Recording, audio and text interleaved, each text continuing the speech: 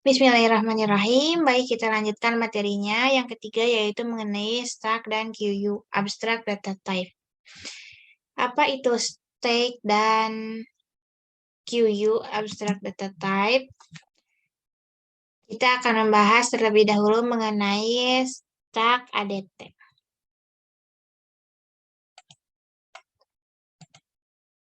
Di bagian definisi, kita dapat mendefinisikan stack ini sebagai suatu urutan elemen dari bawah ke atas. Dan elemen-elemen ini hanya dapat ditambahkan ataupun dihapus pada satu bagian akhir atau di ujung atas tumpukan saja. Dan stack atau tumpukan ini memiliki depth atau kedalaman berupa nomor elemen yang dikandungnya atau jumlah elemen yang dikandungnya. Jika stack itu kosong, maka nilai kedalamannya itu adalah 0. Konsep daripada tumpukan atau stack ADT ini adalah last in, first out, atau biasa disingkat LIFO, yang artinya data yang terakhir masuk dialah yang pertama dieksekusi atau diakses. Contoh, stack atau tumpukan di kehidupan nyata ada tumpukan baju, tumpukan piring, ataupun tumpukan koin. Dan si konsep tadi bisa kita lihat di kehidupan nyata itu ketika kita contohnya di tumpukan piring, ketika kita membutuhkan piring, tentu saja piring yang kita ambil itu piring yang berada di tumpukan paling atas, bukan di tumpukan di tengah atau apalagi di paling bawah.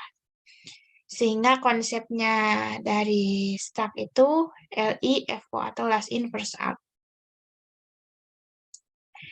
Ada operasi utama di dalam stack atau tumpukan ini, yaitu yang pertama push, yaitu operasi untuk menambahkan atau memasukkan data ke dalam stack, dan yang kedua ada pop, ini untuk mengambil atau menghapus data. Ada operasi lain di dalam stack ini. Yang pertama ada pick, ini operasi untuk melihat data yang berada di posisi paling atas stack atau tumpukan tanpa menghapusnya. Yang kedua ada size untuk melihat atau mengembalikan sejumlah elemen ke stack. Ada isEmpty untuk mengecek apakah stack kosong atau tidak. Apabila stack itu kosong, maka dia akan mengembalikan true, dan jika sebaiknya akan mengembalikan false. Dan yang terakhir ada isFull, ini untuk mengecek apakah si stack atau tumpukan itu penuh atau tidak. Dia akan mengembalikan true jika memang penuh, dan akan mengembalikan false jika si stacknya belum penuh. Ini terdapat keterangan dalam operasi dalam stack, yaitu stack ini dapat mengeluarkan elemen atau datanya jika keadaannya dia tidak kosong. Dan stack dapat ditambahkan data baru jika stack belum penuh. Dan elemen yang dikeluarkan itu disimpan ke dalam suatu variabel, dan nilai top otomatis akan berkurang 1 ketika si elemennya diambil. Lanjut, ini ada ilustrasi operasi pada stack. Yang pertama, misalkan kita mempunyai stack dengan urutan seperti ini. Kemudian kita kita ingin menginput angka 17. Dan kita menggunakan operasi push untuk menginput data ke stack. Push top stack 17. Dan keadaannya akan seperti ini. 17 akan ditambahkan di ujung paling atas stack, di top stack. Kemudian jika kita akan menghapus elemen di stack, kita menggunakan operasi pop. Ini pop top stack 17. Artinya kita menghapus elemen di paling atas stack, yaitu 17. Kita keluarkan sehingga hasil akhirnya akan seperti ini. Kita harus mengingat prinsip dari stack atau tumpukan ini adalah last in first out. Jadi dia yang terakhir masuk atau yang terakhir di-input adalah yang pertama dieksekusi. Untuk proses penghapusan atau proses pengaksesan, itu jika data yang dimaksud berada pada posisi bukan top maka kita mengeluarkan terlebih dahulu data yang berada di atasnya. Contohnya, jika kita menggunakan stack yang ini, ketika kita akan menghapus si angka 11, kita tidak bisa langsung menghapusnya karena prinsip FIFO tadi, last in first out. Sehingga kita harus mengeluarkan elemen-elemen yang ada di atas 11 ini. Pertama, kita mengeluarkan dulu atau mengakses dulu yang 17, kemudian yang 15, baru kita dapat mengakses si 11 ini. Dan yang tadi ya, si elemen-elemen yang dikeluarkan itu disimpan ke dalam suatu variabel khusus. Adapun desain dari stack ADT, yang pertama, stack ADT ini harus memungkinkan untuk membuat stack kosong. Yang kedua, menambah elemen ke atas stack, menghapus elemen paling atas pada stack. Yang keempat, menguji apakah stack kosong. Dan ini harusnya ditambahkan menguji apakah stack itu penuh atau tidak. Dan yang terakhir, mengakses elemen di atas stack tanpa menghapusnya. Kita dapat mengimplementasikan stack ini ke dalam bentuk array dan linked list, di mana array itu untuk stack yang terbatas atau bounded stack, dan linked list untuk stack yang tidak terbatas atau unbounded. Kita dapat melihat ilustrasi stack ini tadi ya, tumpukan koin, tumpukan kotak, ataupun tumpukan baju, tumpukan buku. Itu tentang stack. Kita masuk ke materi tentang queue. Queue ini dapat kita definisikan sebagai suatu antrian atau urutan elemen yang elemennya hanya dapat ditambahkan di ujung belakangnya saja dan dihapus pada ujung depan. Panjang dari queue ini merupakan jumlah elemen yang dikandung oleh queue. Ilustrasinya ini seperti antrian di kehidupan nyata, yaitu antrian di kasir, antrian dalam pembelian tiket, dan antrian-antrian lain. Sehingga konsepnya itu first in, first out.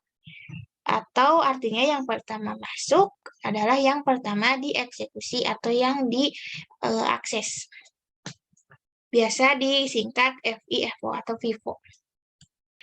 Queue ini atau antrian ini memiliki komponen-komponen. Yang pertama ada head atau front. Ini merupakan bagian paling depan dari queue. Ada tail atau rear. Itu sebagai ekor atau bagian ujung belakang dari queue. Ada queue kosong dan ada elemen atau data yang dikandungnya. Queue juga memiliki operasi inti. Ada enqueue untuk menambahkan elemen ke belakang queue atau ke ekor queue, dan ada juga dequeue untuk operasi mengambil atau menghapus data di depan queue atau di bagian frontnya. Sama seperti stack, queue juga memiliki operasi lain. Ada pick untuk mengembalikan elemen dari queue tanpa menghapusnya. Kemudian ada size, yaitu operasi untuk mengembalikan sebuah nilai ke queue. Ada SMT untuk mengecek apakah queue kosong. Ada isFull untuk mengecek apakah si queue ini penuh atau tidak. Ada rear untuk melihat elemen yang paling belakang dari queue atau melihat ekornya. Kemudian ada front untuk melihat elemen paling depan dari queue, dan ada display untuk menampilkan queue.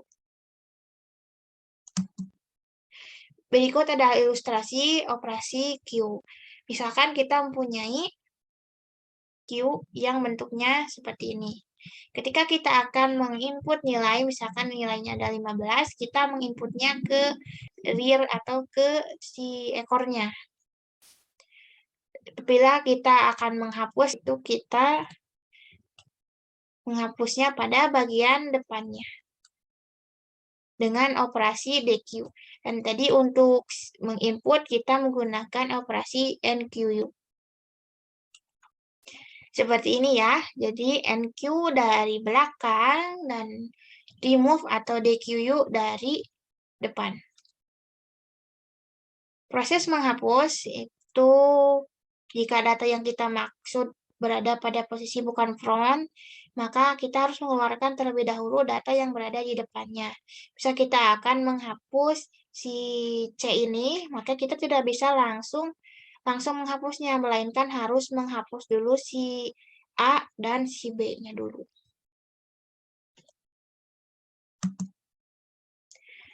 Mengenai desain queue dalam ADT, itu queue harus dapat membuat queue kosong, kemudian mengetes apakah queue kosong, mengetahui panjang queue, menambah elemen pada rear atau ekor queue, kemudian menghapus elemen di depan queue, dan yang terakhir mengakses elemen di depan queue tanpa menghapusnya. Untuk implementasinya, sama seperti stack, itu bisa diimplementasikan dalam bentuk array dan linked list, yaitu untuk yang terbatas menggunakan array dan yang tak terbatas menggunakan linked list. Ini adalah contoh representasi queue menggunakan array. Jadi contohnya, misalkan kita akan menambahkan Homer, Marge, Bart, dan Lisa ke dalam suatu array dengan konsep queue ya. Di sini front berada di indeks 0 ke 0 dan si tail atau rear itu ada di indeks keempat. Ketika kita menambahkan Maggie, itu kita tambahkan ke ekornya sehingga si ekornya bergeser ke indeks kelima, ke indeks yang kosong yang nantinya dia menunggu penambahan data lagi. Jika kita akan menghapus Homer yang bagian front ini di indeks ke 0, maka kita dapat langsung menghapusnya. Sehingga status indeks front itu bergeser menjadi ke indeks pertama. Jika kita menghapus si Marge, kita tinggal menghapusnya lagi karena dia berada di posisi front. Dan si front menggeser ke indeks kedua, ke si Bart ini. Ketika kita akan menambahkan wrap, itu kita tambahkan ke rear-nya, itu di indeks kelima. Dan rear ini langsung bergeser lagi ke depan. Dan rear-nya itu ada di indeks ke-0 sekarang. Sehingga jika kita akan menambahkan Nelson, itu tentunya kita akan menambahkan ke ekornya. Dan ekornya ada di indeks ke-0 tadinya. Dan kita tambahkan di indeks ke-0. Rear otomatis akan bergeser lagi ke indeks pertama. Kita akan menambahkan Martin, maka kita tambahkan Martin ke dalam indeks pertama karena status rear atau ekor itu ada di indeks pertama di sini. Sehingga akhirnya si status front dan rear itu ada di indeks kedua sama-sama dan array itu penuh, tidak dapat ditambahkan lagi elemen karena sudah penuh. Di sini ya maksimal panjangnya itu 6. Di sini udah penuh 6. Aplikasi dari QADT ini dapat kita lihat pada server cetak atau printer ketika kita akan ngeprint dokumen yang banyak, itu biasanya menerapkan sistem antrian. Dokumen yang pertama kita klik print, dia adalah dokumen yang akan pertama kali dicetak. Dan yang kedua ada QU pada driver disk untuk permintaan akses disk. Ada juga pada saat kita akan mengizinkan seseorang untuk masuk ke Google Meeting. Itu biasanya menggunakan sistem antrian juga. Itu mengenai QADT. Setelah itu kita dapat melihat perbedaan dan persamaan dari stack dan QU ini. Yang pertama, stack ini konsep mengaksesnya yaitu LIFO atau last in first out.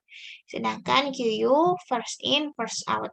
Stack hanya dapat ditambahkan ataupun dihapus pada satu bagian atas saja, dan untuk QU itu ditambahkan pada ujung belakang atau di ekornya dan dihapus pada ujung depan atau frontnya.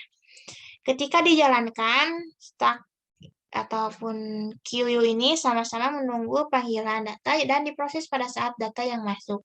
Tapi dia dilihat menurut waktu masuk data tersebut. Itu ya mengenai stack dan QU.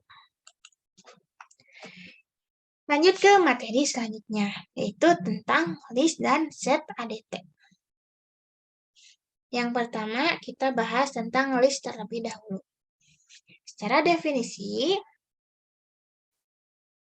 list Ini merupakan urutan elemen dengan urutan yang tetap.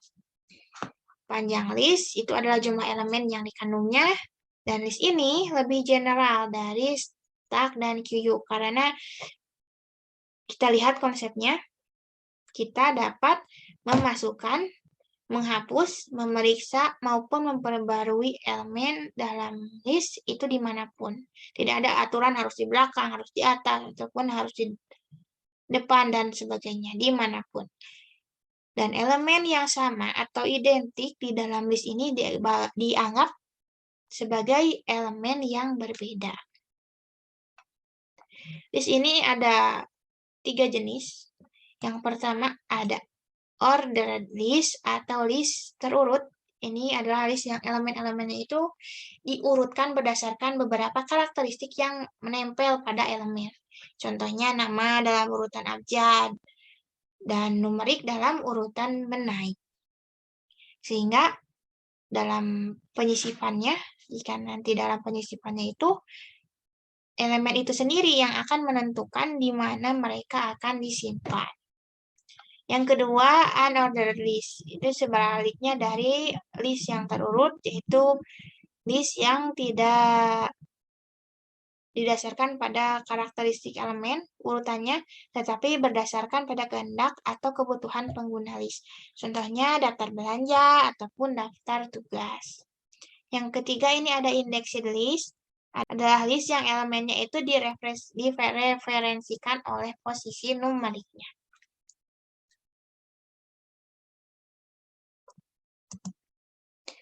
Berikut ilustrasi dari ordered list. Misalkan kita mempunyai list dengan urutan seperti ini.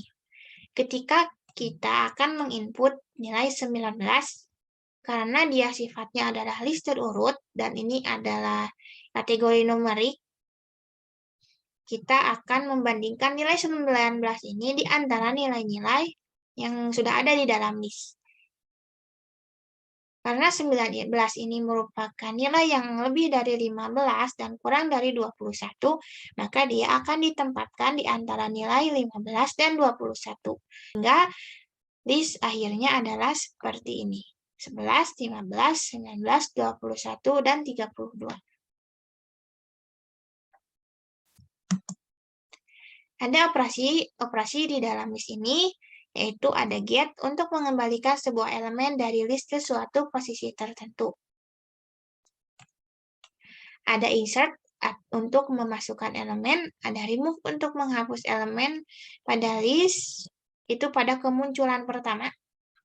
Ada remove add untuk menghapus elemen pada lokasi tertentu, ada replace untuk mengganti elemen pada posisi manapun, itu dengan elemen lain, ada size untuk melihat ukuran list atau mengembalikan sejumlah elemen pada list, ada isEmpty untuk mengecek apakah list kosong, dan ada isFull untuk mengecek apakah list penuh. Kita dapat melihat hubungan antara dua list, yaitu dua list ini dapat dikatakan equals atau sama jika dia memiliki panjangnya sama, dan urutannya pun sama persis. Misalkan listnya itu list pertama urutannya A, B, C, maka dia akan disebut equals atau sama dengan list yang kedua jika list yang kedua pun urutannya sama A, B, dan C. Jika dia memiliki panjang yang sama tapi urutannya berbeda, itu tidak dikatakan sebagai dua list yang equals atau sama. Dua list yang digabungkan merupakan list dengan entry list pertama, kemudian diikuti dengan list yang kedua. Misalkan list yang pertama berisi angka 1, 2, 3, dan list yang kedua berisi 4, 5, 6, maka ketika list itu digabungkan, list pertama dan list kedua isinya menjadi 1, 2, 3, 4, 5, 6. Mengenai desain list ADT, itu harus memungkinkan untuk membuat list kosong, kemudian menguji apakah list kosong, mengetahui panjang list, menambahkan elemen di mana saja dalam list, yang kelima menghapus elemen di mana saja di dalam list, kemudian memeriksa cara memperbarui elemen di mana saja di dalam list, kemudian harus bisa menggabungkan list, menguji list untuk equality atau kesetaraan, dan yang terakhir ada traverse list atau mengunjungi list dari awal hingga akhir. Seperti koleksi-koleksi sebelumnya, list ini bisa diimplementasikan ke dalam array maupun linked list. Terbatas dengan menggunakan array dan yang tak terbatas menggunakan linked list. Dalam aplikasinya, kita dapat melihat contoh aplikasi list ADT ini pada text editor, di mana prinsipnya itu sama. Kita dapat melakukan insert, delete, dan replace di mana saja di dalam teks. Selain itu, kita dapat melakukan penyimpanan perubahan dalam teks editor. Kita dapat melihat perbedaan. Beda-beda, can-can. Aduh. Itu mengenai list ADT ya. Sekarang kita akan lanjut ke set ADT. Secara definisi, set ini dapat kita artikan sebagai himpunan, yaitu kumpulan nilai-nilai yang berbeda dan urutannya tidak memiliki signifikansi. Nilai yang dikandungnya disebut dengan anggota dari himpunan dan biasa diekspresikan dengan tanda kurung kurawa. Jadi elemen-elemennya itu diapit menggunakan kurung kurawa. Bagaimana konsep dari set? Konsepnya adalah tidak boleh ada elemen yang sama atau identik. Mirip dengan konsep set pada matematika. Operasi dasar set ADT. Pertama ada insert I, artinya menambahkan I pada set. Ada remove I, yaitu menghapus I pada set. Size untuk mengembalikan ukuran set, dan ada contains I untuk mengecek apakah si set ini mengandung I atau tidak. Set ini ada dua jenis. Yang pertama ada set statis atau set beku. Itu adalah set yang tidak dapat dirubah setelah dibuat. Jadi pada set statis ini kita hanya bisa melihat isi-isinya saja tanpa bisa melakukan perubahan di dalamnya. Dan ada juga set dinamis, yaitu set yang dapat dirubah dan memungkinkan untuk adanya penyisipan dan penghapusan elemen dari set. Karena set ini mirip dengan konsep matematika, pastinya dia memiliki aturan-aturan antara satu set dengan set yang lain. Ada aturan atau operasi antara dua set. Yang pertama ada union atau gabungan. Union atau gabungan ini antara dua himpunan ya, adalah himpunan 1 dan himpunan 2 yang disatukan dalam satu himpunan. Tetap kita harus mengingat konsep set, yaitu jangan ada elemen identik. Sehingga misalkan kita mempunyai dua set, yaitu namanya set S1 dan S2 dengan elemen sebagai berikut. Dalam matematika, union set ini dilambangkan dengan huruf U seperti ini. Sehingga gabungan antara S1 dan S2 itu bisa ditulis 1, 2, 3, 4, 9. Meskipun satu ini ada di anggota S1 dan S2, tapi tetap dia ditulis satu kali saja. Karena di dalam set, jangan ada elemen ganda atau identik. Dan perlu diingat bahwa set ini dia tidak ada signifikansi urutan, sehingga mau seperti apapun kita menuliskannya, urutannya mau bagaimanapun itu sah-sah saja. Yang penting jumlah elemennya sama dan dia sama persis gitu. Meskipun urutannya tidak sama. Yang kedua ada intersection atau irisan. Irisan ini adalah elemen yang dia ada di S1 dan ada juga di S2. Misal, kita ada dua set namanya S1 dan S2. S1 isinya 2, 4, dan 6. S2 isinya 1, 2, 3. Dalam matematika, irisan ya harusnya. Ini irisan ya harusnya. Itu dituliskan atau dilambangkan dengan huruf N. Atau kebalikan dari gabungan tadi. Kalau gabungan itu seperti huruf U, dan kalau si irisan itu seperti huruf N. Dan irisan antara S1 dan S2 ini adalah 2, karena 2 ada di S1 dan 2 juga ada di S2. jika ada subset himpunan atau himpunan bagian. Misalkan S1 adalah subset dari S2. Artinya, semua anggota S1 itu ada di S2. Contohnya, kita punya himpunan S1 isinya 2, 4, dan 6. Dan S2 itu isinya 1, 2, 3, 4, 5, 6, 7, 8. Maka S1 adalah subset dari S2. Jelas, karena 2, 4, dan 6 itu ada di himpunan atau menjadi anggota juga di S2. Ini ya, 2, 4, dan 6. Dan subset biasanya dilambangkan dengan lambang seperti ini.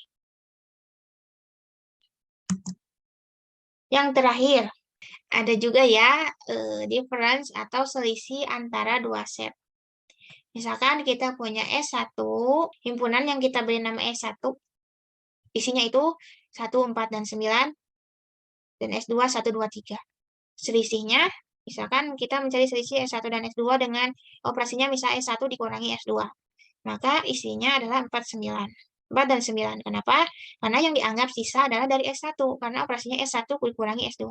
S1 dikurangi S2. Maka kita lihat elemen yang sama di irisan antara S1 dan S2 itu berapa? Ternyata 1. Tinggal kita coret 1. Sisa dari S1 adalah 4 dan 9. Sehingga tidak berlaku sifat komutatif dalam operasi ini. Dan S1 kurangi S2 tidak akan sama dengan S2 kurangi 1. S1. Contohnya jika kita balikan ya ini. Ketika S2 dikurangi S1, maka hasilnya bukan 4 dan 9, tapi 2 dan 3. Karena yang dicoret itu yang di S2-nya. Yang dianggap sisa itu dari S2-nya. Jika kita gambarkan ke dalam diagram Venn, ini seperti ini ya. Irisan itu jadi seperti ini, irisan. Jadi yang masuk ke A juga masuk ke B. Gabungan, jadi semua anggotanya digabungkan dengan mengingat prinsipnya jangan ada elemen yang identik. Jika B dikurangi A, maka semua himpunan B dikurangi dengan irisan dengan himpunan A. Dan jika A dikurangi B adalah semua anggota himpunan A tanpa irisan dengan himpunan B. Ini untuk operasi-operasi lain di dalam himpunan di matematika. Set juga mempunyai ketentuan khusus dalam desain ADT-nya. Itu yang pertama, membuat set kosong. Yang kedua, menguji apakah set kosong. Mendapatkan kardinalitas set. Kemudian menguji apakah suatu nilai adalah anggota set atau bukan. Yang kelima, menghapus atau menambah anggota set. Yang keenam, menguji apakah dua himpunan itu sama. Yang ketujuh, menguji apakah suatu himpunan itu menggolongkan yang lain atau tidak. Dan yang terakhir, menghitung gabungan, irisan, dan selisih dua himpunan. Ini mengenai kardinalitas, kemudian keanggotaan dari himpunan, dan yang ini menggolongkan yang lain, itu istilah-istilahnya akan kita bahas di slide berikutnya. Nah, ini yang terakhir, harus memungkinkan untuk melintasi suatu set, yaitu mengunjungi anggota-anggota set secara bergantian. Atau dalam istilah lainnya itu melakukan traverse. Sama juga ya, ini set dapat diimplementasikan ke dalam array untuk set yang terbatas, dan ada juga linked list untuk set yang tidak terbatas. Dan aplikasinya itu ada pada Eratosthenes shift algorithm, itu menghitung semua bilangan prima yang kurang dari bilangan tertentu. Misalkan bilangan tertentunya itu M. Dan yang kedua itu pengambilan informasi atau information retrieval. Nah, ini ya, yang tadi kardinalitas set merupakan jumlah anggota dari set. Biasanya disimbolkan dengan tanda pagar seperti ini. Misalkan kita punya set namanya itu S, maka kardinalitas set itu dilambangkan seperti ini. Pagar, terus nama himpunannya. Misalkan ada nilai X, ini untuk keanggotaan himpunan. Misalkan ada nilai X, nah X ini disebut elemen himpunan dari S, atau biasa dilambangkan seperti ini jika X ada di S. Dan sebaliknya, jika dia bukan elemen dari himpunan S, atau biasa disimbolkan itu si lambang elemennya itu dicoret, itu jika X-nya tidak ada di S, X dapat ditambahkan ke himpunan S jika dia bukan elemen dari S. Karena prinsip himpunan ya, tadi tidak boleh ada elemen yang identik. Dan X dapat dihapus dari himpunan S jika X adalah elemen S. Apabila sebaliknya, yaitu X bukan elemen S, maka tidak akan ada pengaruh apapun pada himpunan S tersebut. Dua himpunan dikatakan sama atau equals jika memiliki anggota yang sama, baik jumlah anggotanya dan karakter yang dimiliki oleh anggotanya, meskipun urutannya berbeda. Karena dia tidak memiliki signifikansi dalam segi urutan. Dan yang terakhir, dua himpunan disebut saling lepas atau disjoint, atau tidak saling menggolongkan, jika dia tidak memiliki anggota yang sama. Baik, mungkin itu mengenai set atau himpunan. Dan kita bisa melihat ya di sini perbedaan dan persamaan dari list dan set. Yang pertama, list dia dapat dalam pengaksesannya itu dan perubahannya dapat diindeks, sedangkan set dia tidak diindeks. Yang kedua, list menganggap elemen yang identik sebagai elemen yang berbeda, sedangkan di set dia tidak memperbolehkan adanya elemen yang identik. List itu disimbolkan dengan kurung siku, sedangkan set disimbolkan dengan kurung kurawal. Dan list ukurannya tetap, sedangkan set dapat berubah. List memperhatikan urutan, sedangkan set tidak memperhatikan urutan. Dapat kita lihat ya perbedaannya pada tadi ketika dibandingkan antara dua list ataupun dua set. List itu dapat dua list dikatakan sama apabila dia memiliki panjang yang sama dan urutan yang sama, sedangkan set cukup dia memiliki panjang yang sama, tak peduli urutannya berbeda, yang penting panjangnya sama dan karakternya sama gitu. Dan operasi ini persamaannya, operasi add dan remove itu dia sama-sama bebas dan diperbarui.